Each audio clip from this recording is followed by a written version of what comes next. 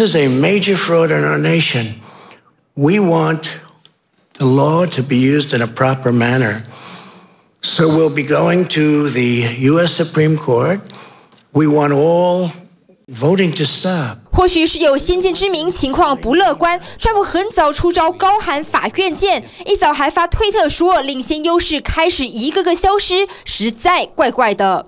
Our elections officials work so goddamn hard, and for the President of the United States without any data to support him, that is beyond irresponsible talk, but frankly not unexpected talk. 摇摆州之一的威斯康星州州长痛批指控选举舞弊太过分，川普不止惹恼民主党，还有共和党大佬。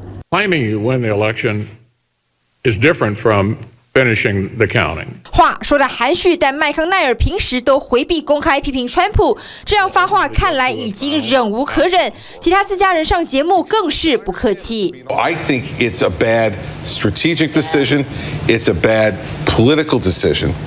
And it's not the kind of decision you would expect someone to make tonight who holds the position he holds. 不留情面的还有这位。It's entirely possible Trump could win, but he has cast doubt on the integrity of the entire electoral process purely for his own personal advantage. It's a disgrace. 前幕僚炮轰川普太自私，因为作为总统有责任让人民相信选举制度的公正性。川普3年多来狂言狂语，共和党普遍睁一只眼闭一只眼。眼看情势不对，加上川普的发言挑战，甚至可能破坏美国最重视的民主，共和党大佬们急切割力保166年的老字号招牌，更不希望自己被拖下水。TVBS 新闻学家刘婷婷综合报道。网上看新闻，请下载 TVBS App 或直接按订阅 TVBS 新闻频道。